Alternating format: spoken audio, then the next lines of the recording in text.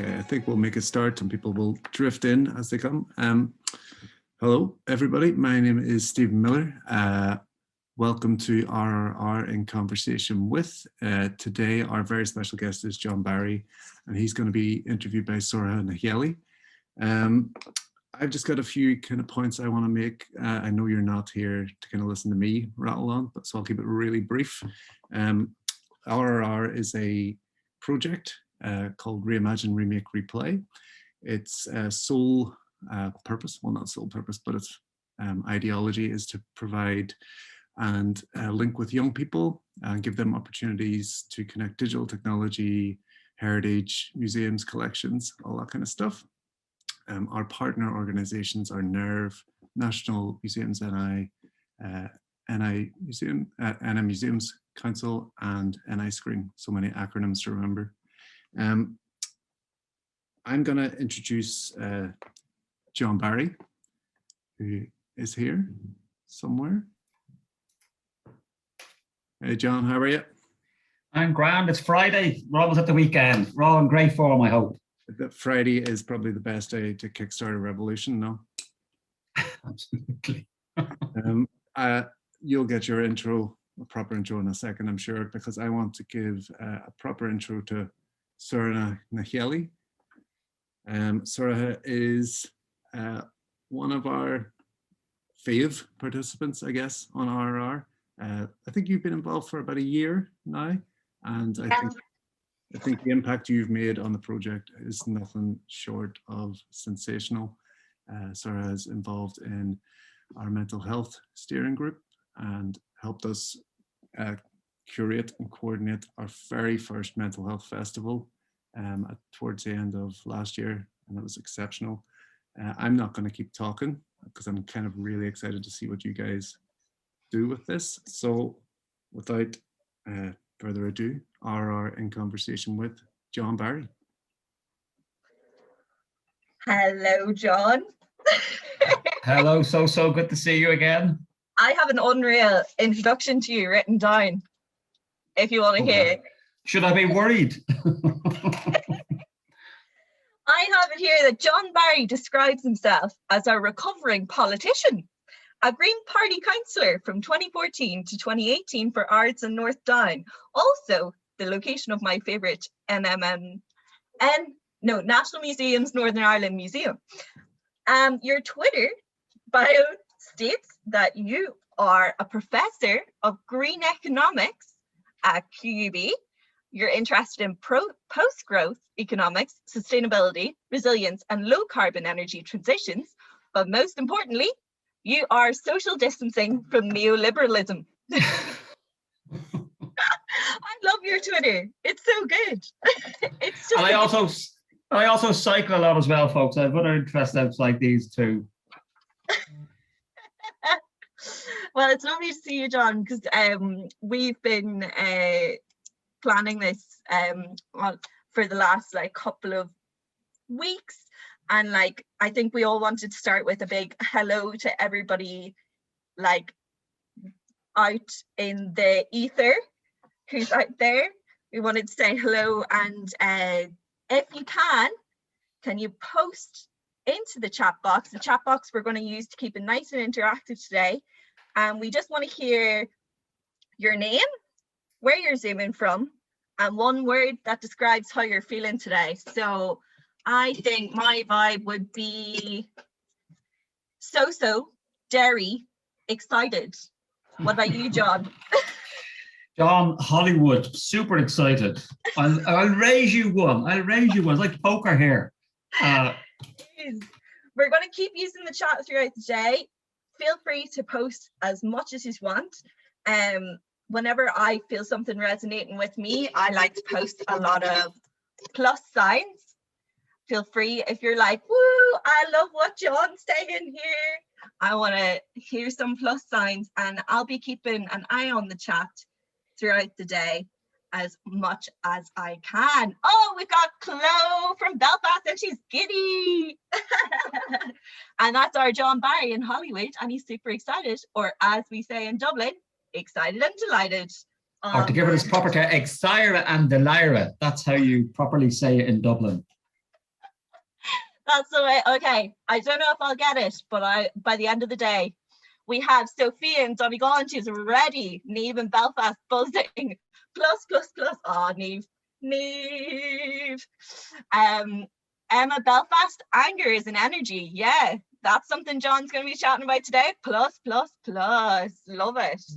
Do you keep posting in Alana, Belfast, Erwin, Namika? Yeah, Alana, McNamee, Gilligori, all together. We are going to be starting our chat today. Oh, Stephen's in Belfast and he's up the wobblies today because for the Uber win, we'll be chatting about that.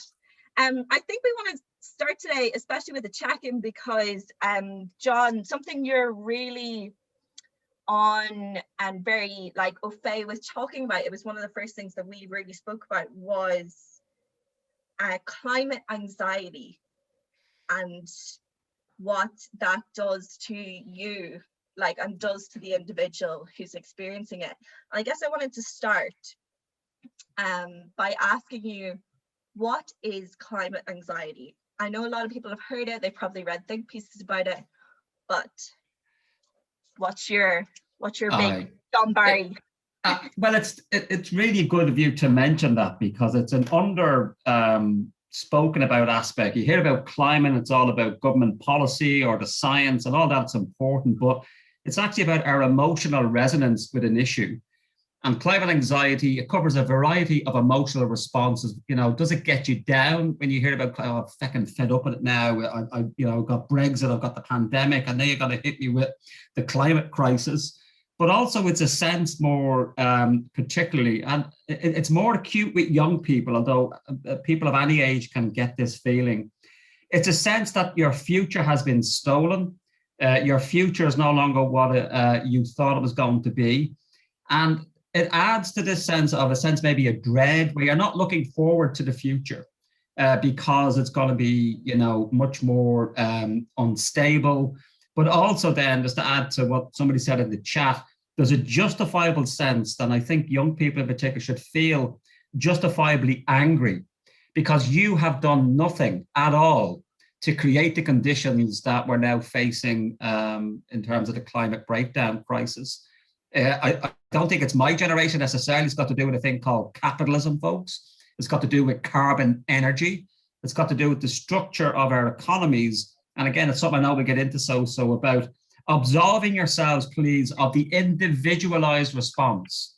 This is not a very productive way of thinking about this issue. So all of that complex of issues is this sense of climate anxiety. And we're hoping today, whether it's through anger and a sense of injustice, that you come out at the end of our conversation hopeful, energized, and with a sense of direction of where you might want to take this. Exactly, John. Like, I think that was one of the first things. Like, it's so nice to see that people are optimistic. Like, Nolene's saying she's optimistic and John's happy. And like, we do have people, for example, coming in and this is their first time on Zoom. And like the way things are at the minute, we're all online. Everything does get so overwhelming. Like the first time I spoke to you, I was like, John, I'm not sticking to my veganism, and I bought a can of Coke and I'm going to hell. I was like, this is it. I'm the worst. I can't talk to you. And it's absolutely normal and natural for people to, because it's the one thing you've got control over is your own individual behavior, your own individual thoughts, your consumption habits, and therefore it's natural. My big takeaway for you today, folks, is this is a political issue. It requires the state, it requires corporations, it requires, big institutions, our transportation system, our food system. And that's my academic research I've been doing now for many decades on my own activism, is to say that fundamentally the climate crisis is also an opportunity. It's about creating a better way of life if we deal with the climate crisis. But it ain't going to happen. There's no app for this, folks. There is no, you individually responding can be helpful, but recycling more ain't going to fix the climate. Feeling guilty about having a non-vegan burger is not particularly healthy in terms of this issue. So again, it's an issue we'll come back to it probably a few times now. What does that political struggle look like? And I speak as a former politician and a recovering one, that I think the current political system is broken. We're going to need, to move outside the representative democratic system, to listen, particularly to young people, and crowdsource ideas about what we do around the climate crisis. But it is challenging, there's no doubt about it, but please don't think that this is a kind of a negative area. I think it's presented like that, and that's the climate anxiety. It's also about what are we losing now in our current systems? What can we gain by creating a renewable energy, sustainable economy? And we may want to talk about some of those issues as well. I think that's exactly it, John. And it's like, you take what is just massive and it just becomes your fault. It's your fault. And I think I'd be interested, we have a poll, I'd be interested, Stephen, if we could ask everyone, like, it's a yes or no question. Do you experience climate anxiety yourself? Do you relate to what's being said? Do you take these like big feelings, and do you feel them deep in? Because it is something so real. And I feel like, John, what you're really touching on is, like, we don't have a lot of choice in our day-to-day life. Like, if I am on break from like a 12-hour shift in a restaurant, and the first thing I have is a can of Coke from the shop and a sandwich in a plastic container, there's sort of very little I can do about that. Yeah, and it's also about, we shouldn't deny ourselves pleasure and luxury and so on, and that many of us feel that somehow denying ourselves is the appropriate way to respond to this issue. I think there are some benefits in kind of, having a mindful, where you're mindful of the issues you consume. I think there's certainly something to be said around that. But I think it really is about presenting the challenge and the opportunities of dealing with the climate crisis as fantastic opportunities to remake society. I mean, there's a wonderful, cartoon you see going around the internet and so on. And it's of a guy at a conference standing up and shouting at the presenter, who's a climate scientist, and says, but what if climate change is a hoax and we create a better world for nothing? And that's what we should be saying, is that it's a better world that we can create in dealing with the climate crisis, and not see this as a kind of a negative, sacrificial perspective. Exactly. It's not about me denying myself a bottle of Lucozade Sport. That's not what the Green Revolution's about. It's about all this. Yeah. It's about, imagine, here's of the many quotes I might come up with today, there's a wonderful Scottish novelist called Alistair Gray, and he's wrote a novel called New Lanark, and he has a wonderful phrase in it. He says, work as if we're in the early days of living in a better society. That's the work we're involved in terms of dealing with this issue. The first part of that work is to educate yourself, and don't simply accept what I'm saying, or so and so on, eloquent and brilliant and energized as we are. We have opportunity, particularly now with the internet, make up your own mind, but education has to be the first step in an awareness of what is the issue, and then see, well, how do I fit in? What fits for me in terms of my life, my energy levels, and my networks, and so on. So education is always the first step in terms of making any positive change. Yeah, and John, in terms of education, there's 84% of people on this call, and they say they've experienced climate anxiety. It's a high number. It is a real intensity, and that it's something that we spoke about as well, where sometimes whenever you bring it really onto yourself, and in educating, you just say, well, I'm not doing enough, and I'm not doing enough, and you end up just putting your head in the sand. You just give up. But I think what you're talking about is very much like, no, we gotta educate, agitate, and change. Like, we gotta get angry. Like, I feel like that's one of the things, like, I'm angry about Dalriaden and the Save Our Sperrins. Like, I'm angry about that, and there's no point in me saying it's hopeless. I deserve to feel angry about it. I think there's something about recognizing your emotions and like not just feeling hopeless. I think you're so right, and I think it sort of leads on to something I wanted to ask, and it's the individual versus sort of like a societal change. And it's, why do you feel socialism is so important to the Green Revolution? Well, it's a very complex issue, and I'm unabashedly a socialist, which many people don't really understand. It simply means sharing the wealth and the income and the jobs in society more fairly. It's about saying that things like education and health should be free. It shouldn't be based upon your ability to pay, but your academic ability and interest are going to go to university. It's about saying that there are certain aspects of our lives that should not be commodities. If you get ill, the healthcare you need should not be dependent upon your income. So there's a lot more issues I could talk about. That's the basic issue, is to make sure that people's needs are met, that we actually share more equally the wealth in our societies. And part of the reason why I think socialism is an essential part of this green transition we need to make is that our current system is based upon economic growth and increasing more production in society. And it's incredibly mal-distributed. You know, a lot of the wealth and each time we produce wealth, we're creating more ecological damage. It's going to the elite, it's going to a minority in our society. And think about it, even in Northern Ireland, we're a fairly rich society, but the problem is that the wealth is all where I live in North Down or South Belfast. We have people in our society who will be praying that the weather is not cold tonight because they're going to say, do I heat or do I eat? And yet we have other people with lots of wealth, which they don't know what to do with. That's the, if you like, the socialist message is, why is it that we have so much wealth over here and we have people dying here of needs? We have people dying homeless on our streets. Why aren't we using our resources more effectively? And that would mean we need to make less demands upon the planet. If we share our goods that we need more equally, we will not need to engage in such what's called ecocidal. You've heard of suicide. Well, ecocide is where we're basically destroying life on the earth. And that's what our current capitalist system is based on.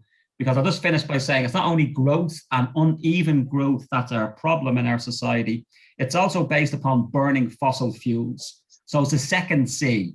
So we have carbon and we have capitalism. And they're the two things that we need to address. That is so absolutely on the point, because one of the exercises we wanted to do with everyone today was, and it was something John came up with, it's like fossil fuels are everywhere. It's a game called Fetch, and you have say about, we're going to have like 60 seconds and look around your home, your room, your flat, your office, and see if you can see something that hasn't been made or transported using gas or coal. And I'm going to sing the countdown theme song. And you have until the end.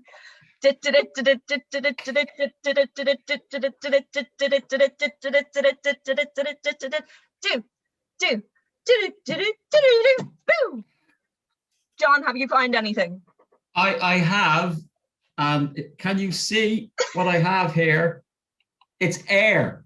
Air is the only thing in the room I'm in that I can think of that hasn't been transported by coal, oil, or gas, or made by coal, oil, or gas. Paula Downey's here with you as well, saying nothing, absolutely nothing. My first thought when we played this the other day was, I was like, paper, and then I was like, no, like, so like the factories that make the paper, like like transporting the paper from wherever it's being made in whatever factory, it's now usually China, and that's a far way to go, like, and it's like it's a really useful exercise to get it's a good party game as well. You can play with your family and friends, and the point, and I've been doing this for the last 20 years asking that question, and it's to get people to really understand our lives, our ways of life, the everyday things we take for granted are based upon, sadly, a form of energy production, fossil fuels, which has now become a net non-benefit to society. It's causing climate change. I mean, everything from, you know, contact lenses, the synthetic fibers of my jumper, everything, our food, if you have some, you know, lunch you're going to have, is maybe coming wrapping in plastic. If you cook, you're using energy produced from fossil fuels. And it just shows you how we're locked into a carbon-based system. And that's, again, the education and awareness of the challenge that is facing us. But think of all the opportunities of creating a low carbon green energy economy. Because, for example, just give you one example, is that we wouldn't be dependent upon imported fossil fuels from the likes of Russia or Saudi Arabia, which have horrendous human rights records. Yet we're dependent upon these. And also it would improve our energy security locally. We have a lots of wind and even sun. With solar panels, we can capture the energy. So for me, that's the advantages of the transition, is to relocalize our energy production and create more energy security, because energy is the basis of modern life. If you don't have access to electricity, your life is not as good as it otherwise be. Ask the millions of Americans in Texas now that are, without electricity because of their ridiculous carbon-based centralized electricity system. That's exactly the example I was thinking of whenever it comes to a current crisis that's actually in the news. Not something that is quite funny though is Campbell Clannabogan said, "I have a dead bat which I find near home." Stay local. Fair enough. The only other one in the years I've been doing this, that in terms of something that hasn't been transported, if a fly was to come into your room or something like that, you could say, okay, but these are really minor. We're back to that issue that the shampoo, the conditioner in your hair, if you wear glasses, clothes, food, fiber are all dependent upon fossil fuels, particularly with food. We forget that from farm to fork, by rights, our food should come dripping in oil. The fertilizer requires energy. The Massey Ferguson tractor, transportation to a food factory, then it goes to the supermarket. Every step of the way involves carbon energy. So again, it's an interesting proposition to think about, is to say, well, what can we change? Where do we start? Is it food? Is that where we go? Or is it electricity production or transport? There's so many areas that we can roll up our sleeves and start making a difference. I think that's one of the things I experience a lot, and it's something I wanted to ask your opinion on, which is what to do in the face of the green capitalism that's so focused on food. So I was talking to Emma McAleer, who's on the call as well. We were talking about that Oatly ad at the minute, where it's like, talk to dad about milk, but like Oatly, it's a very capitalist focus. It's not doing great things for the society. And similar, we're going to talk about divestment and stuff. And similar to those investment profiles of pension schemes in universities, Oatly's conglomerate owner is involved in so many terrible things. And I drink Oatly, I'm saying that, and I do drink Oatly oat milk, but it's this sort of false sense of security that you get lulled into in the face of green capitalism, veganuary, and all these small plant-based things. I keep hearing the vegan market is worth so much money, and I guess I just wanted to ask you, what do you do in the face of all this, where you're being clearly manipulated, but you also want to do better? It's so hard. Well, in one way, and again, I'm not saying everybody's going to agree with how I'm going to respond, but to me, this is monetizing guilt. This is about commodifying and making money off the back of people's sense, oh my God, the planet is, burning. I need to do something. What am I going to do? Okay, I'm going to buy a Greg's vegan sausage, whatever other brands are available. But to me, a more insidious part of this, a dangerous part of this kind of green consumerism, is its class basis. It's only the guilty, educated middle classes usually that are the ones who can afford electric cars, solar panels, to buy, ethically produced, clothes and so on. And don't get me wrong, I think there's absolutely, if you can do that, you should, but let's not be under any illusion.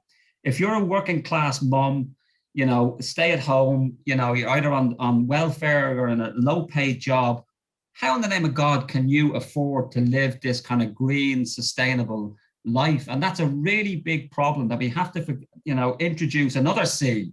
So we've had carbon, we've had capitalism, but we also talk about class. And class is an underestimated element of this transition. We should be looking for policies and ideas where everybody can benefit, everybody gains. I mean, that's the idea of nobody left behind. And certainly people shouldn't feel guilty. Guilty, and I speak now not just as a lapsed, but a completely collapsed Catholic. And Catholics do big on guilt. Guilt is not a very positive motivation for doing anything, actually.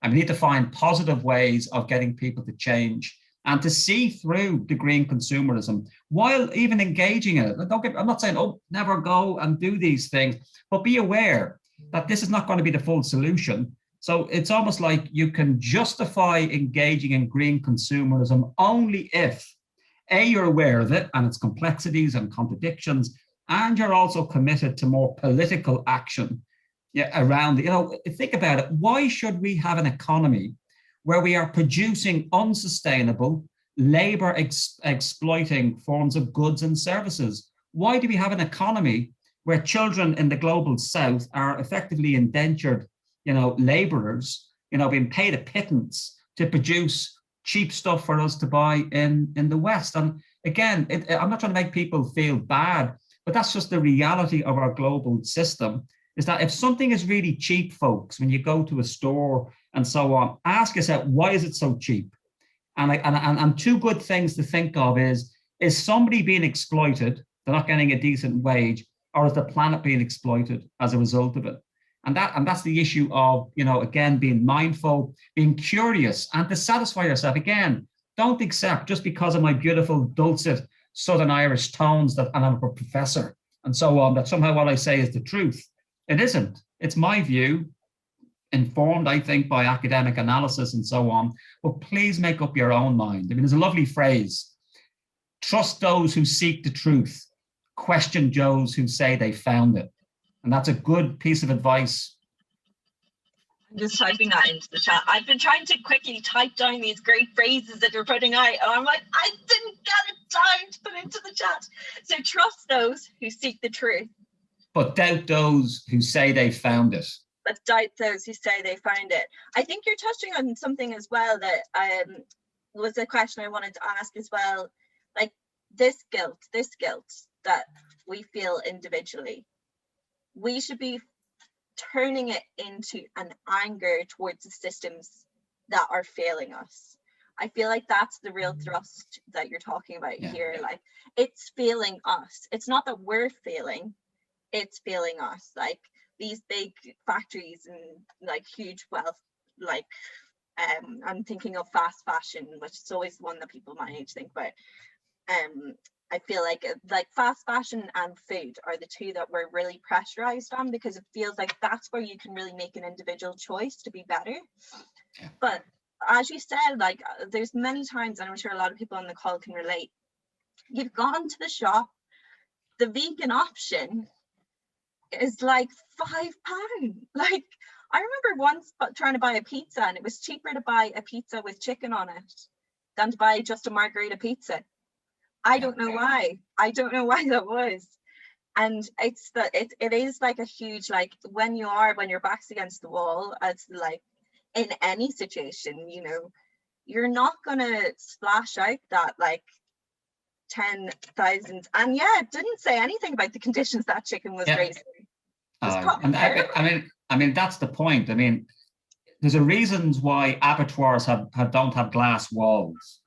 If we were to actually see the conditions of production, not just of food, but of most of the goods that we enjoy in the global north, where we live in Europe, if we were to actually trace back the process, the supply chain, as it's called, to the point in China or Indonesia or Iran or whatever, many of us would not be morally right in the head afterwards, I don't think, if we knew the conditions. But of course, when you see the shiny ads, all you see is the shiny product, and you don't see often the exploitation. Like even, for example, with oil. I mean, oil causes tremendous ecological damage in places like Nigeria, Venezuela, Russia, and so we don't see this. It also causes horrendous human rights abuses. Again, we don't see this. And if nothing else, particularly now with the power of the internet and so on, for people to be encouraged to trace the conditions of production, because all we're concerned, and this is the problem again with consumption, we're only looking at the point at which you buy something or don't buy it. Well, trace back that product and see how it has been made, and ask yourself, why is it we live in a world where it's legal, it's profitable to have products and services that are based on the back of the exploitation of people, of places in other parts of the world, and the equivalent, and again, it's an exaggeration and people may reject it, it's like the slave trade. You know, slavery created a lot of wealth for people, and in fact, we're still living with the legacy. That's the whole, I think, great insight on upsurging of consciousness around Black Lives Matter is the legacy of racism and slavery. But a slave-based economy produced a lot of goods and made people wealthy. Even and a lot of people in England and America benefited from that. But many people didn't realize, oh, I didn't know how that was made. So I think it's about us becoming more conscious. But again, it's about how can you as an individual affect an entire supply chain? You can't.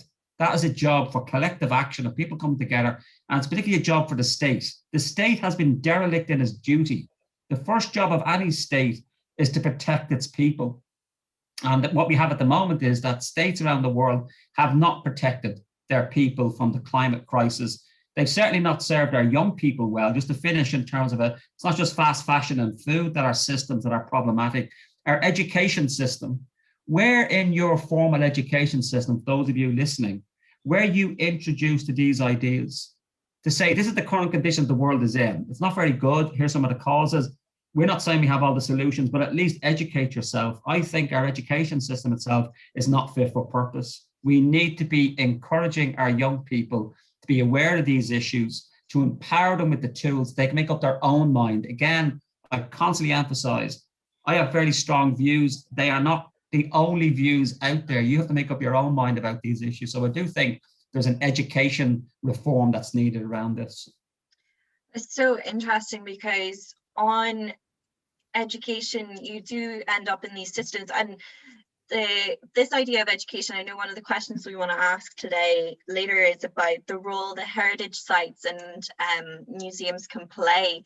And I think you're like in this green revolution, I think you're touching on a load of books just fell off my table anyway, but I think you're touching on something which is these gross injustices that would have been over, like just sort of shielded and like pushed into a historical perspective and is like detached from capitalism in a way that makes you feel like they aren't related. You feel like civil rights isn't related to consumerism, like those two things are separate, but actually they, as you said, they're really connected, because the amount of wealth that was made for like a select group of people from the slave trade and from the current like different systems, even university systems, like how much money people, like even in the COVID current rent strikes that are happening.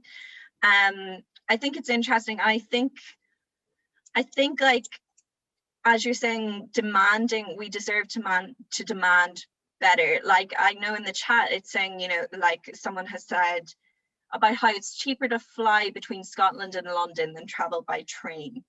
And you should have the choice to make the ecological decision you want to make, not by monetary means.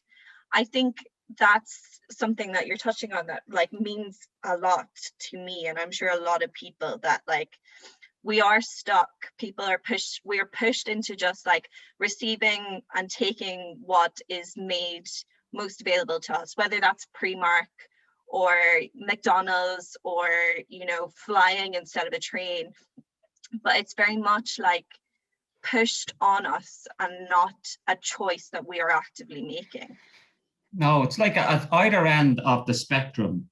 The poor sell cheap, so they sell their labor cheap in many parts of the world because they have no choice. But also the poor at the other end of consumers have to buy cheap because that's all they have available to them. And that's why there should be a sense of anger, a sense of injustice around why have we created a world? There's more than enough wealth in the world to meet everybody's needs. Nobody should go to bed in our societies hungry. Every person who wants to go on to further education or an apprenticeship should have it. We have the wealth.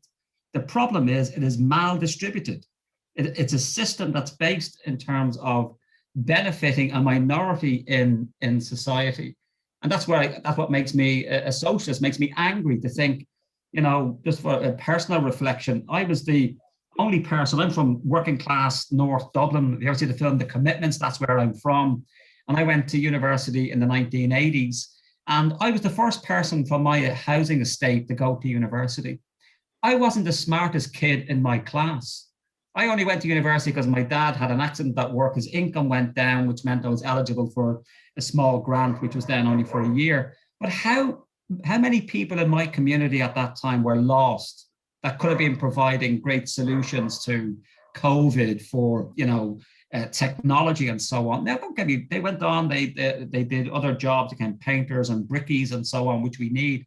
But my point is that they didn't have the choice. The issue is about giving people the choice, and we are losing great opportunities by not having a system in the economy whereby choices are more available for people because they're being removed from economic compulsion.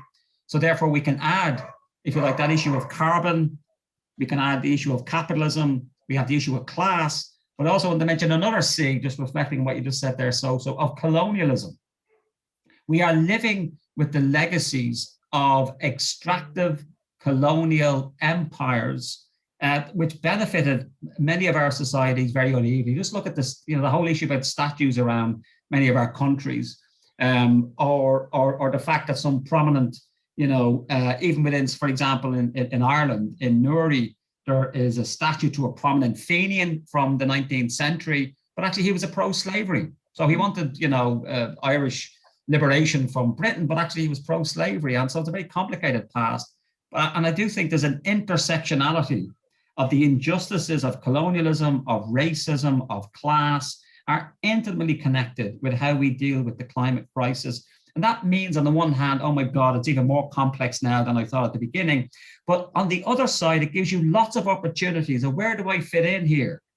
And that's so there's so many places you can roll up your sleeve and dig in and do what you can. So to see this complexity is, at the one hand, it could be quite overwhelming, and that's okay. Let that sit with you and go away and see, okay, my God, it's so complex. And then say, okay, which bit of it do I think I can make a contribution to? That's it, exactly. It's not a case of like, you need to take it yourself and learn the history of absolutely everything that's ever happened. You can just pick up what can be learned in the moment. This is what I feel worked in this movement, and it's all about direct. I know one of the things we were talking about was Extinction Rebellion and direct action, and that we're both huge fans of direct action. I guess one thing before we go on is, could you explain for everyone what direct action actually is? I was just thinking of a definition and I was like, do I even know what it means? I just know that I go and I occupy something. So just before I answer that, so if you're interested in the statue I mentioned in Newry, it's the statue of John Mitchell, who was a very famous Irish Fenian, and a very complicated story there about slavery and so on. So to give it its proper name, it's non-violent direct action.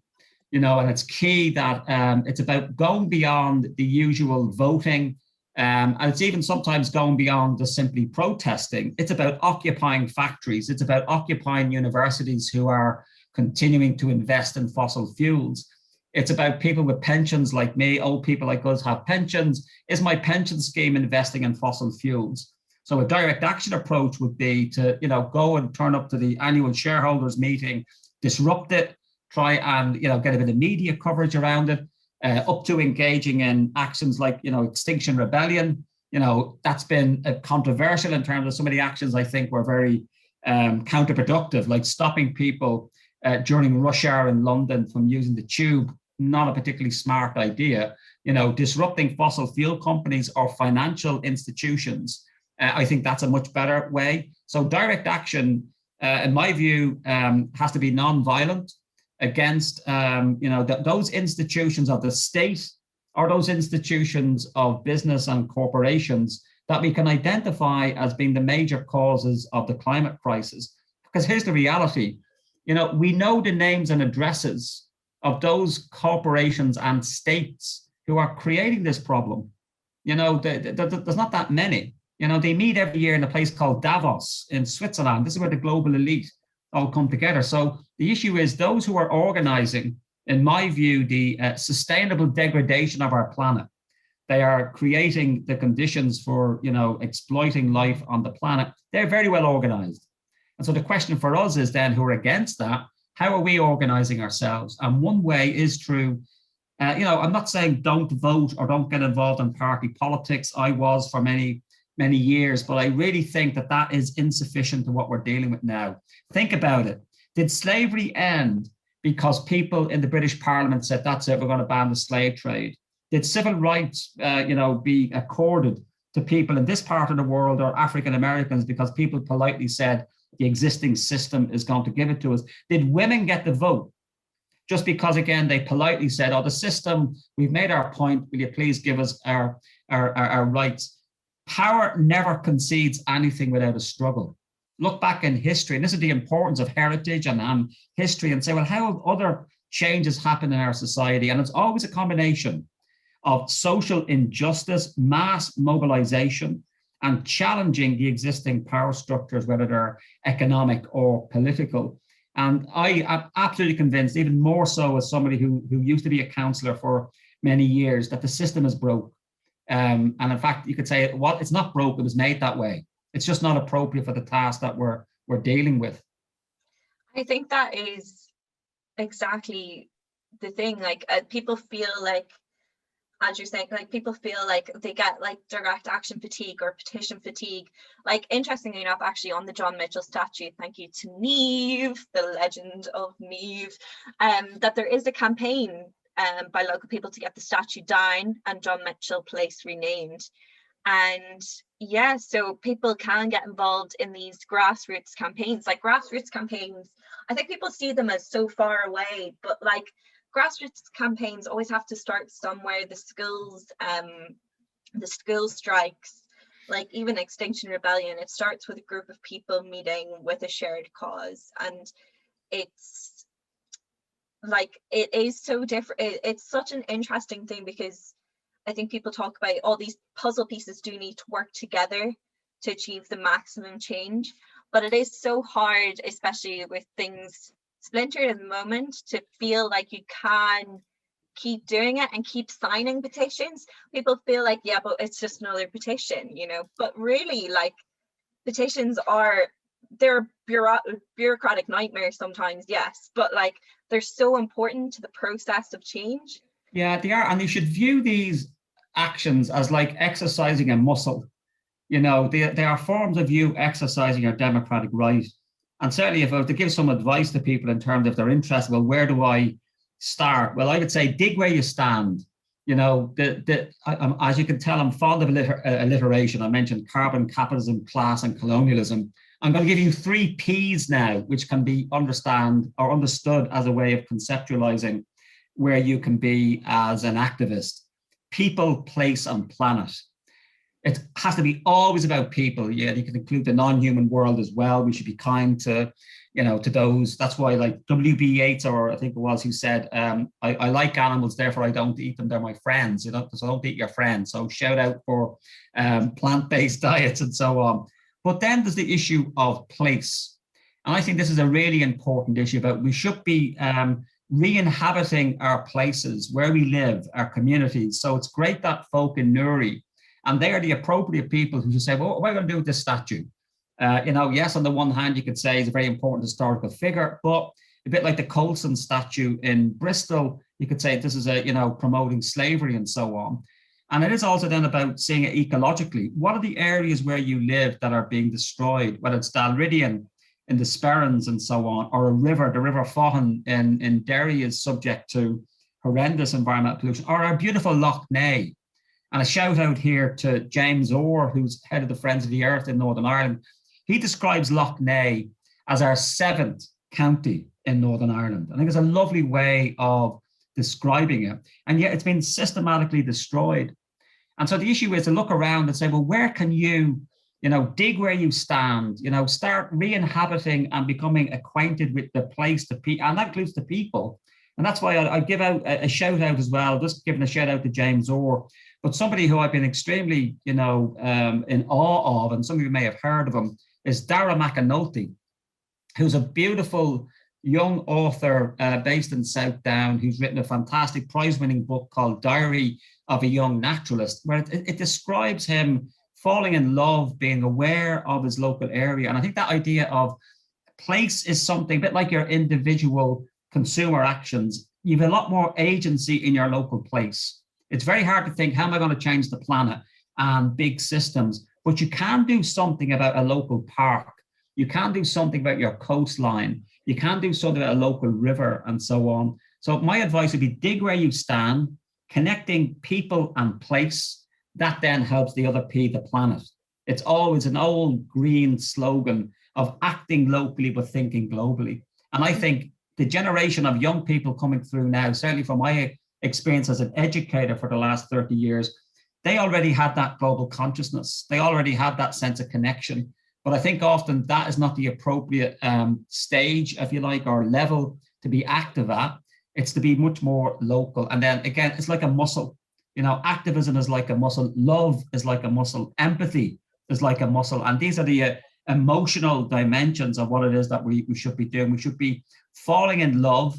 And that can also be based on anger, because often anger and that sense of injustice is based around this sense of empathy and love. It's the most powerful force in human evolutionary history. It's not war, it's not weapons, it's actually love. It's the power. That's what justice is. It's love in action. And what injustice is love denied. That is just, yeah. I always think that the emotions of love and anger are so innately linked, as you said, like it's a power of emotion. I know people talk a lot about neural pathways, which is like just about and exercising the neural pathways to get from one place to another. So I'm thinking about people who went into like very capitalistic degrees from like day one, and like of course their neural pathways are telling them make money, things like the more money the better.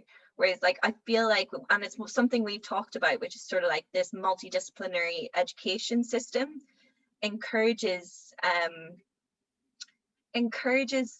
like just like that we're exercising different neural pathways and different muscles and different emotions and different ways of thinking that aren't just, you know, I am a business student and I will start a business. You know, I feel like there's a couple of things I wanted to talk about, especially I did my undergraduate in Dublin and Trinity, and they always were encouraging us to be entrepreneurs. And I was always confused what that really, we were all sitting there like, you know, it was like, what, why? Like what, like like we were constantly barraged. It was just a barrage of, this is the time of the entrepreneur. And I was like, I don't really get what that means. But also while I was there was the divestment from fossil fuels campaign, and it was successful. I think you told me that 9 universities or 6 universities across UK and Ireland have divested from fossil fuel campaigns. I think the first thing I want to ask is, or ask you to explain in case people don't know, is what is divestment from fossil fuels?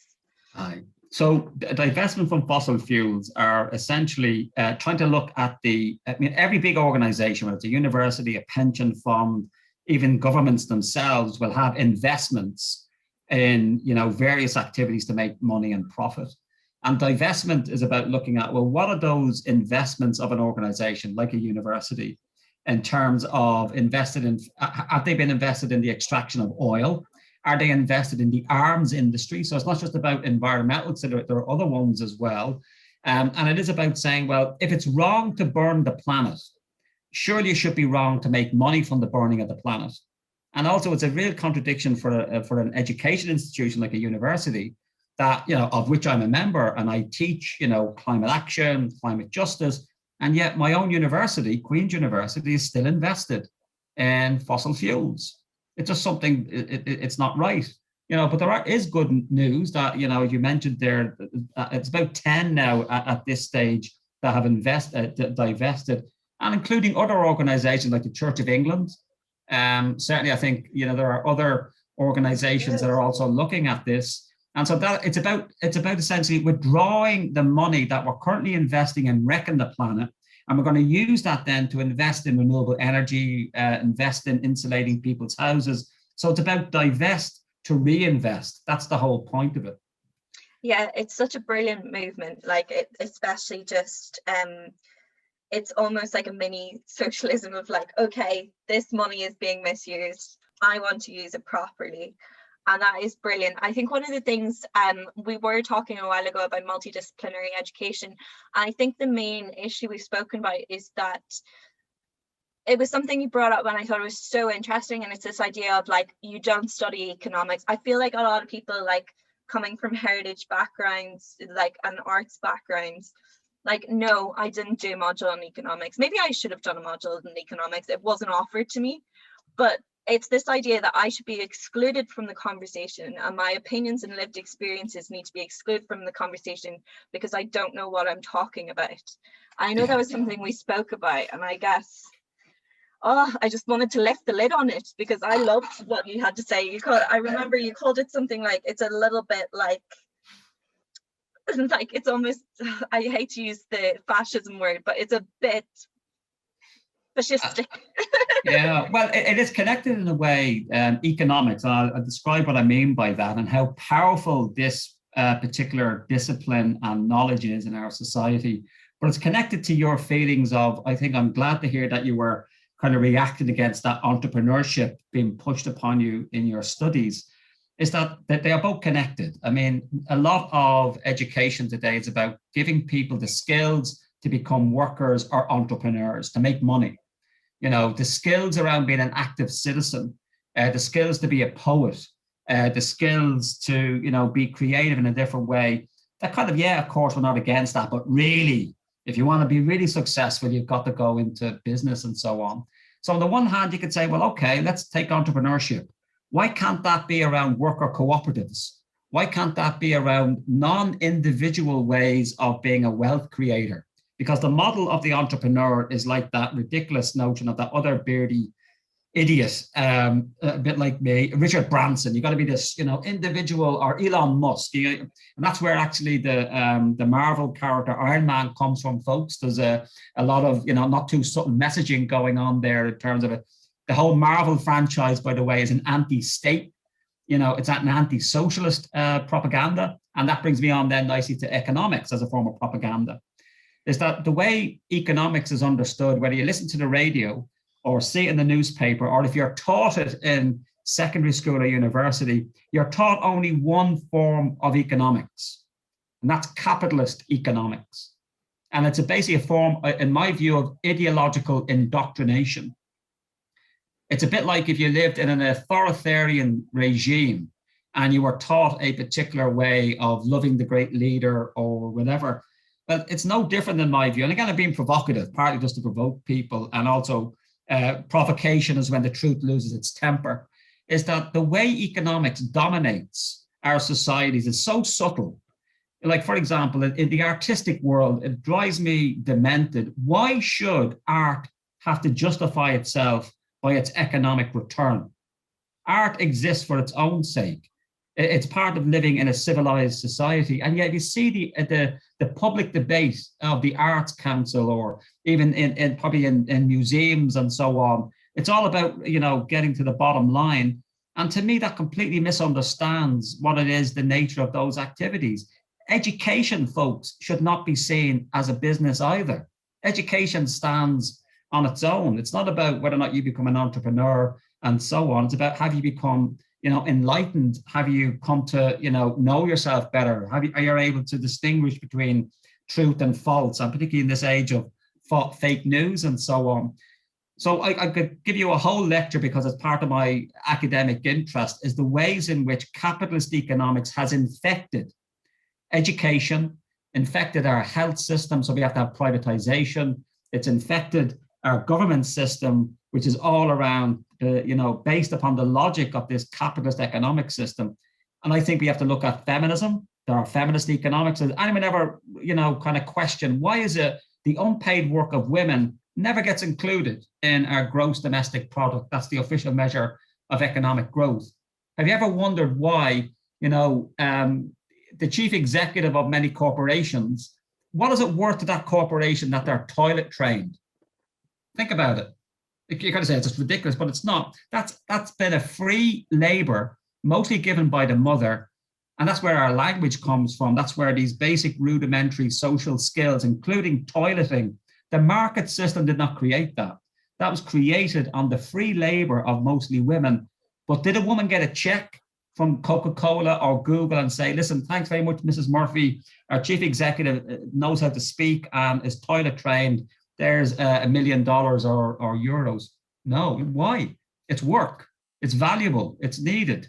And this is part of the problem with our current economic thinking. So if there's one form of knowledge I'd like you to investigate is economics and what that means, and see that actually there are many ways of understanding economics, and all we've been given is one. So it's like the old saying, if the only tool you have is a hammer, everything's a nail. And what we need is a much bigger toolbox to deal with the problems that we're facing. So interesting, just on that, Emma Campbell posted in there saying early years parenting is described as being economically inactive. I was rewatching, so Anne Robinson has been announced as the new Countdown host, and on Twitter they're pulling up all her old, the horrible right-wing things. The TV was so right-wing in the early 2000s. I think that's something that as you said on Marvel, people will brush you off oh, it's a conspiracy theory, whatever. But when you actually look at some of the language used, so it was 4 o'clock on weekdays, Anne Robinson was needling single mothers for being single mothers and on benefits, and was asking her, was asking a contestant, how many ASBOs does your children have? And so you don't work, so you're on benefits. And it brings us to that question of the economic living wage. I know there's here, it says about following Bhutan and measuring success against gross national happiness instead of gross domestic product. And we have been conditioned to think money is the be all and end all, and that wealth is much more than money. And I think that's exactly what you're sort of getting at. And it's we deserve a national living wage. I think that's something that we're told we don't deserve it. It's a very American ideal, especially in this exceptionalism, in the way that they don't give their cashiers seats. I was reading about that recently, because you need to stand, because you need to work hard for your company. And it's so madly interesting to think actually workers deserve things. I know we were talking about the Uber win this morning, for the workers, and I've just been smiling all day. Yeah, I mean, some good things can happen on a Friday, and that was true collective action. There's an example of how collective action can get results. But to go back to your Anne Robinson issue, it really brings out the class nature of our society and the subtle ways in which popular culture, the media, and so on are perpetuating the myth. In America, it's the welfare queens. It's Skivers and so on, or Benefit Street, that I think that was an awful Channel 4 program. And yet what goes missed completely is there's a lot more damage done to the world by the malfeasance and criminal activity of well-paid executives in financial institutions. They cause much more damage. And yet the focus of our media is on people on welfare. And here's the thing, most people don't realize that, can anybody name it? Put it in the chat box. Can anybody name me, what's the biggest proportion of our welfare burden or our welfare payments in our society? What do you think it is? If you listen to the media, it's welfare, people on unemployment benefits, in sink estates and so on. It's actually pensions. The biggest portion of state welfare payments goes to pensioners. It's so very little, or much less, go to actual people who are unemployed and so on. And yet, if you were to listen to the media in popular culture, it's almost like our welfare crisis has got to do with people who are unemployed. It couldn't be further from the truth. And therefore, we have to ask ourselves the question, why is this? Why is our media, our popular culture, reflecting back an inaccurate vision of reality? And I would put it to you that that's ideology at work. It's ideas in the interest of power. It's that the world that we see and are being presented with is not the world that actually exists in terms of, that's not about being conspiracy, is that the world that we're presented with in the media or even in the formal education system masks exploitation, inequality, class, gender, racial, transphobic, you name it, it's all there. And that's why I think, again, before you make up your mind, open it, educate yourself on these issues. I think that's, you've made a really good point to me, like throughout this call and also before, of just like education is more than also just what is like taught to you in school. It's personal experience. Like what you need in a movement like this is multifaceted personal experience. Like you need as many perspectives, as many like understandings of a moment in time. I do want to just point out some of the really funny answers to the what is the biggest cost on the welfare state. Stephen says Tories. Niamh McNally says politician flights. Ted Cruz. But I think I also want to, there's a couple of questions there's a question also on hydrogen as an alternative to fossil fuel. And I think I'll touch on that actually first before moving into heritage sites. And Kathleen O'Donnell wants to know, John, do you have a view on hydrogen as an alternative to fossil fuel? I do, in part because I'm involved in a research project about hydrogen buses, of which, to be fair, Northern Ireland has a world-leading exemplar in terms of Wrightbus in Ballymena and work we're doing at Queen's University. The key issue is that hydrogen will be part of our renewable energy transition, but it depends on what's producing it. You can have green hydrogen. So it's essentially, so for those of you who don't know, hydrogen is essentially a way of, it's like a cell. It's a battery for the energy that you create. The problem is, how is that battery being charged? It can be done from coal, it can be done from oil, or it could be done from the sun, from wind energy. And the key issue is how it's produced. We need green hydrogen, in my view. I think that would be really helpful in terms of public transportation. And there is some examples. We do have one or two buses in Belfast being trialed to run on hydrogen. So I think it's part of the solution. But the real issue of the energy transition is not just about switching from coal, oil and gas to renewables. It's to say, well, what about reducing our energy use? What about energy conservation? So in other words, don't think that the energy transition story is about a certain, volume of energy we currently use, that's carbon, and we know it's bad. And then we're just going to, plug and play and have a renewable energy that's the same. What about reducing that energy? Because we waste so much energy. And if you want an example of that, go into my university pre-pandemic and walk around at night sober and look at all the lights on. Now, I'm happy to admit maybe some of my colleagues were working late, but I bet most people just didn't bother their arses to turn off lights and so on. We waste so much energy. And in case you're asking, I have to keep these on because they remind me of the good vibes from Christmas. This is me holding on to a bit of light in the context of the darkness. So again, the takeaway from that is that we should consider energy conservation, energy reduction, energy efficiency as indeed much more important parts than simply looking at hydrogen or solar and wind and so on, which I'm a great fan of. But we do need to start looking about reducing our overall energy consumption. I think that you've also made a good point there right at the end about somebody once said to me, don't make your budget just whenever you're self-employed. I had a mentor and she said, don't make your budget just like the minimum that you need to live on. Make it the minimum for you to actually be a healthy, happy person. And I think like I think a lot of the time, I think this was one of the criticisms also leveled at Extinction Rebellion, which was you should really be like martyrdom for this cause. Like you should make yourself miserable in order to imagine this green future. Like that wasn't the whole movement, obviously, but I know it was one of the criticisms. But as she said, it's about managing happiness as well as need.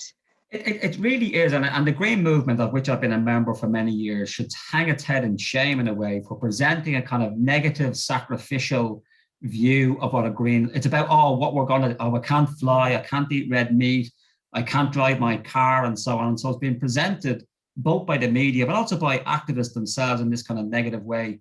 My own view is that we should have a view of the green politics, this revolutionary transformation, as a politics of abundance, a politics of prosperity. But that prosperity is not just about things. It's about having meaningful free time. I mean, for those of us who are lucky enough to have jobs, and that's a big learning moment in the pandemic, we now know who a key worker is. It's my brother who's a busman in Dublin, not me, the well-paid university professor, or it's the key workers in our care homes and retail, which are, guess what, very precariously paid workers, often very gendered. And so that's be a real lesson for us. Well, what are the key workers in our society? And in particular, when you listen to the news and so on, don't buy the bullshit that somehow the economy is closed. You hear this argument, oh, the economy, it isn't. The economy has now been reduced to its bare essentials. And we now know what the key aspects of our society is. It's like, as somebody said, it's only when the tide goes out do you know who's naked. We now see a lot of the problems in our society. But the real issue here is to see, you know, the ways in which that, you know, the image I'd like you to go away with is the green economy is an economy where our basic needs are met. Nobody goes to bed hungry. We have renewable and abundant sources of clean, green energy, and that we have meaningful free time. You know, that's one of the most, you know, important issues for human beings to exercise their creativity, is that many people take jobs because they're in debt. And debt is an incredibly powerful way of disciplining a population. People look back in the 1960s and say, oh, look, students were radical and they were able to get engaged in street protests. Look at them now, they're all lazy and cynical. I don't buy that at all. If you are paying thousands and thousands of pounds every year for a university degree, and you're working while you're doing that degree, you're knackered, you're tired, you're worried about getting a job. And that's the constraints on people being politically active today. So the green transition is about radical abundance.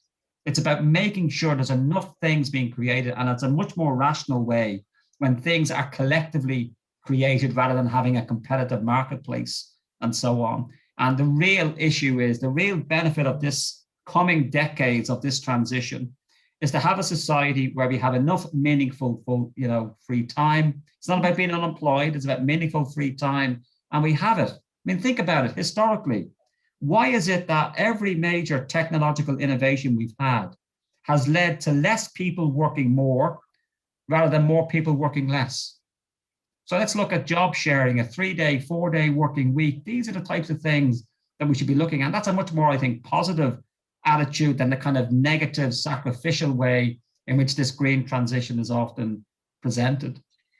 Yeah, because I think that was one of the major things that I learned in talking with you, which is how society is framing this green revolution as losing something. And it was one of the exercises that we wanted to do today, which is with everybody. And we wanted to ask, like, what will we gain? Like, the skies are the limit. What do you think we could gain? Like, what do you see in our future green society? Like, do you see solar panels, flying cars, fresh fruit direct from around the corner, or botanical gardens at your doorstep? A 3-day working week? For me, it's a universal living wage. John Barry says more friends. Do you see meaningful time? Do you see, I want you to imagine all the great things that you could have. So, John, what do you see, for example? Well, it is around the intangible. I want to see people's basic needs being met. You know, that for me is the big gain in terms of, you know, I'm a great fan of libraries, for example, and those cultural institutions. And why am I a fan of libraries? Is that it means you can have the access to the thing you need, a DVD, I'm showing my age now, a video, a book, but you don't have to buy it off Amazon. You know, these are ways, and that I think that sharing economy is something we're going to have to have more of a discussion around. You know, the classic one, and it's very gendered in many ways, most of us are in households that have electric power tools and ladders and so on. And when do we use them? We use them a couple of times a year, and then we use them really badly and have to get in a professional to, you know, correct what we've done wrong. Why don't we follow the great example in East Belfast, which is I think the island of Ireland's first tool library. So you don't have to buy a ladder or an electric power drill or whatever. You go like a library and you pay a deposit, a small amount, and you use it and give it back. And that's the type of thinking we need. And that to me is the essence of elements of what I would call socializing consumption, sharing consumption is part of what I see that this transition would enable. The other thing is that if we free ourselves of the compulsion of more productivity and growth, we can actually begin to introduce democracy into the workplace. In other words, we can start saying that, you know, a workplace is not just about minimizing labor time to get the maximum of output, because the maximum of output now no longer is the main objective. Why can't we have worker democracy? Why can't we? Have you ever thought about it? Why should democracy end at the factory gate? Why indeed, for those of you who are students, why should democracy end at the classroom door? Where, if you're a student, have you been given the chance to co-design what you want to learn? It's been given to you. And yet we, you know, for most of our citizens, speaking in formal education, you're not asked your view about what it is you want to learn. And then we expect you to come out informed about taking decisions around politics. You haven't had the training. So my view would be, how do we socialize consumption so we have more sharing of the things we need, universal basic services, public transportation, and so on. And then how do we democratize production and education? How do we bring democracy, which of course is our big thing in our society? Well, we live in democracies. Well, the reality is, if you're a worker, you live in a despotism. When you're a worker, you go in, you've got no choice about what time you turn up. You may have to wear a crap uniform like I did when I worked in McDonald's as a student, look like a stupid sailor. And so you have no choice about what you wear, what time you come in. You're under the rule of a management or a boss. That's not a democracy. That's authoritarianism. So the issue here is there are much more possibilities if we, you know, remove the tyranny, as I would call it, of economic growth, of consumerism, and so on. And we begin to see that there are more creative opportunities in collectively organizing how we make things and provide things. Because often the solutions are in the room, allowing workers, or indeed asking students, what is it you would like to learn? I think we would get some fantastic, innovative ideas out there. The collective genius of our people has not even begun to be tapped into. Yeah, due to the focus on you're an individual entrepreneur, why would you work with other people? I think you're dead right. We have some beautiful things that people are saying about their image of the green future. Hannah, love you, Han. A stronger connection to the planet and its ecology. Less of the things at the moment that are deemed important, but in the grand scheme of things aren't, like consumerism, dependence on emerging tech, etc. Like that is so real now in COVID. Like it really, like as you said, it's pared back the economy. So it's pared back, like what do we need? And Lena wants to say, end to systematic animal abuse, access to growing our own food. Yeah, I love that. Free education, social and health security. And we have Neve says, pedestrianised areas and open areas in cities, parks and gardens, places for gatherings and protests. Yes, noticeably, they are always trying to reduce the places that you can gather to protest. I noticed this in Trinity as well. Paula Diney says solidarity and people power. What do you think about those, John? I think they are wonderful, and it's an example of what I'm talking about. Of the space that's been created today is the kind of empowering, crowdsourcing spaces I think we're going to have more of, both in terms of the politics of what we're talking about here, but actually within our education system, that these much more collaborative co-creation opportunities, because particularly young people today, which is why I'm a great believer in lowering the age of voting to 16, and fair play to Wales and Scotland, they're going to do. There absolutely should be a campaign, and there is. I know some parties have supported it. Is that young people are much more informed than certainly I was at 16. They can take responsibility. They do know what the issues are that they need to confront. That idea that was mentioned by one of the people in the chat box of public spaces, absolutely vital. This is the whole idea of taking back the city. The city is for us, no, not for private corporations. I mean, you know, the example I often use with my students is Victoria Square in Belfast. That looks like a public space, folks, because you got your cool Apple, and then you got, you know, the cinema and all the rest of it. But that's a private space. And you kind of, that is the issue. We've privatized so much of our public spaces that we need to take back the city to serve the people, not just for protest, but for partying. Again, we need to have that positive pleasure should be part of what we're talking about here. It shouldn't all be, condemn the evils of capitalism, absolutely. But it should be about having fun. So although it's a flippant line, we may want to say so. So you and I are trying to get people who are listening in. Let's put the fun back into fundamentalism, and actually begin to see that anger is a power and it's an energy. There's hope in agency. You can get depressed in thinking about this issue. It's too big. What can I do? But actually, it's also about saying it's through action. I think we've allowed like a muscle to atrophy. We've allowed our muscles of activism to decline. And the more you activate those muscles through agency, the more we can see that we can make a difference. It's not your fault. If you join up together with others of a like mind, you see that collective power. That's the only thing that's ever made a damn bit of difference in the world, is collective power of people mobilized by a sense of injustice and a sense of making things better. We deserve better. And particularly, just to finish this bit of rant, the context of the pandemic should be seen as let's not go back to normal. Why in the name of Jesus we want to go back to a system that wasn't good for everybody, was wrecking the planet? So let's not go back to normal. Let's build back better. Let's build, a different type of economy and society that's inclusive, that's fun, that's able to give the things that people need to those that need them. And I go back to this fundamental issue. Our problem in our society is not scarcity. You get this scarcity, we can't pay the unemployed because there's not enough money. Our problem is not scarcity at all. It's maldistribution. The things that we need are not distributed correctly. And it's a basic human principle.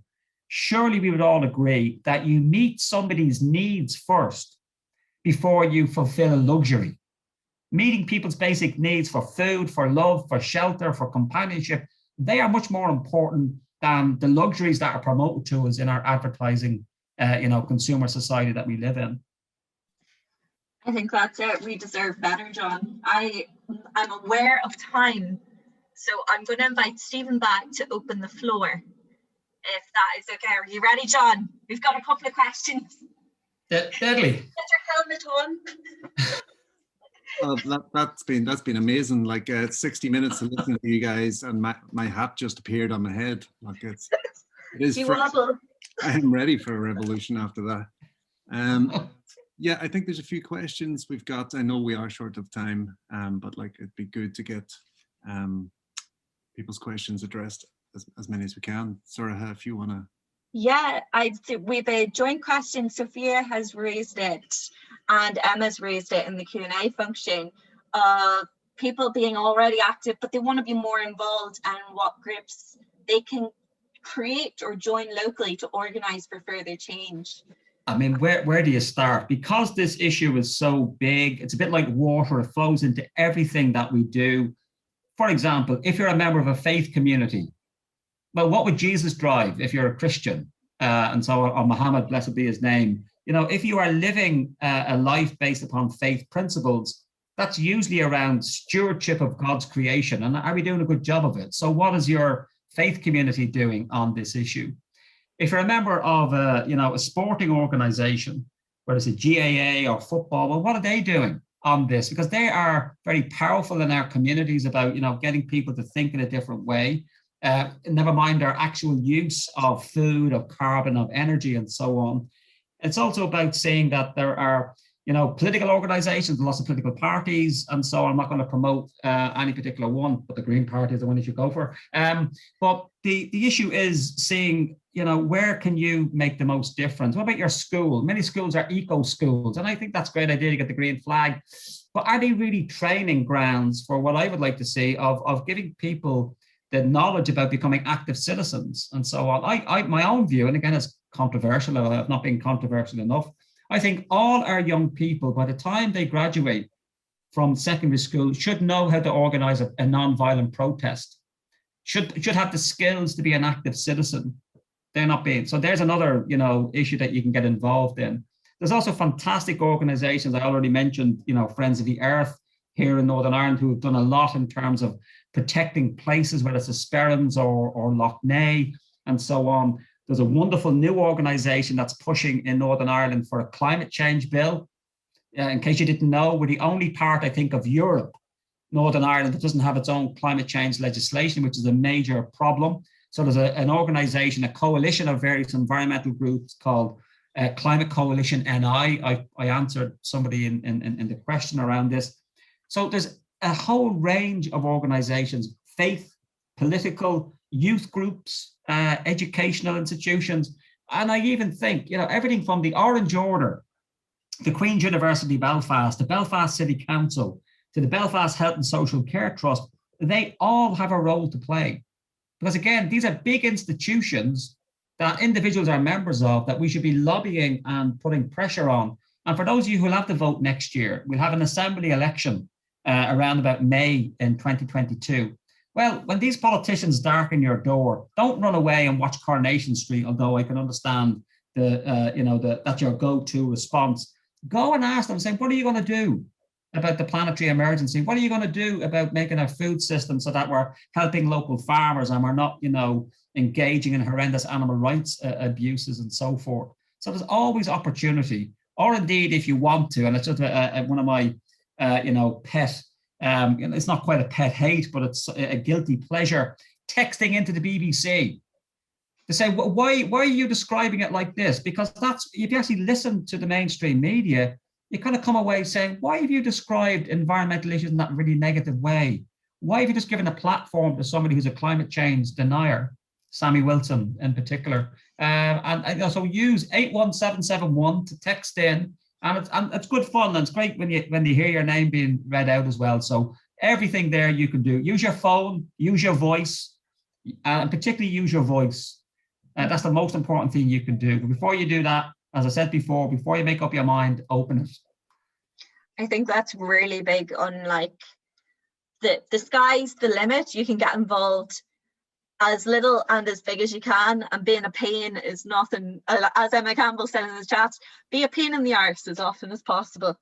I wanted to add to that as well, as somebody who's I don't have the same experience.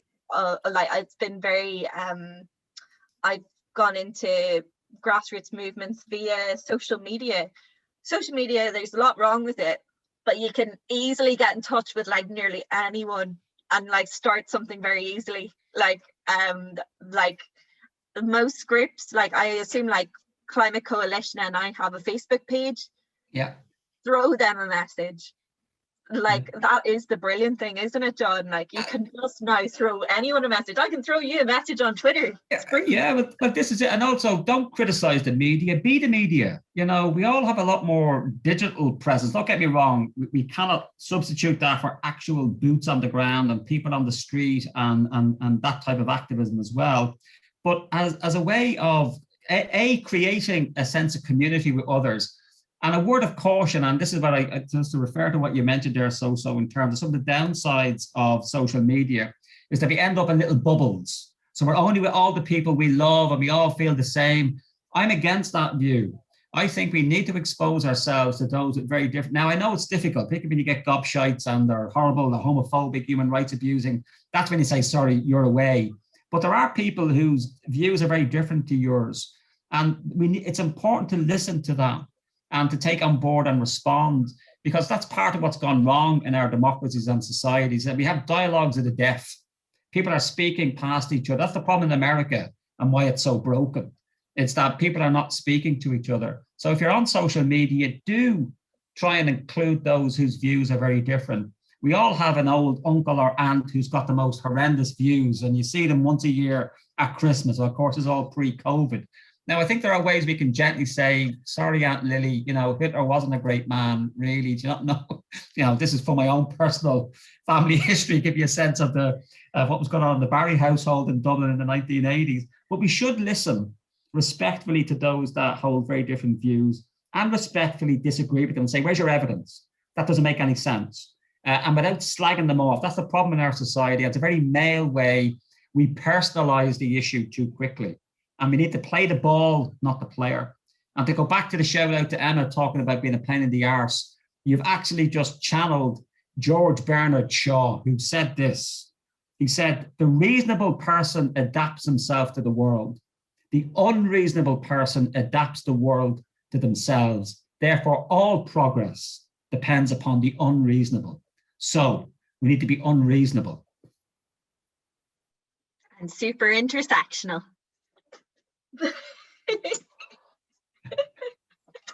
That's amazing. You guys are superb, and you're such a great team together. I could listen to you all day. And the only downside of your entire conversation is that I have to be the bearer of bad news and draw it to a close, because we are now at time. But John, I want to thank you so much for your time. You've been incredibly generous, and some amazing contributions. And Sorcha, as always, stunning. And thank you to everybody who watched and joined in the chat. It's been absolutely lit. So many great questions, and I think just being a massive pain in the arse is a way of life, isn't it? Absolutely. And I have to say, this conversation and the conversation, and also the people on board, that's what gives me hope. Hope is the creation of a possibility through community, and that's what we're doing here. I hope you go away enthused, intrigued, and so on, and hungry for more of this, because it's the enthusiasm and the anger and the sense of that things could be so different. That's the real issue. Never forget, things can be much more different than they currently are now. And particularly, we need to ask ourselves, why is it that our culture, our politics is telling us that it's easier to imagine the end of the world than the end of capitalism? Jesus, yeah, that's so accurate. It's unbearable. But I mean, I'm leaving today motivated. I mean, like, I think that poll at the start was just was really telling, that 84% of people on the call had experienced, and I was one of them, experienced a form of climate anxiety. But I'm leaving this call motivated, angry, and definitely motivated to do something, even small. Yeah, like, I'm just like, yeah, every movement is connected to the climate movement. Black Lives Matter, get that. We're going to get that statue down, sorry, and put it somewhere else. Yuri, we're coming for you. John, thank you so much. Sorcha, thank you so much. And thank you again to everybody on the call. We are going to be putting this recording up in a few weeks, hopefully with BSL and ISL as well. So you may also receive an evaluation email. We'd be really grateful if you could fill that out. Gura mila mai agah, agus slán. Wonderful. Take care, everybody. Bye-bye. Bye-bye. And remember, you're more powerful than they can possibly imagine. All right, take care, folks. Bye-bye.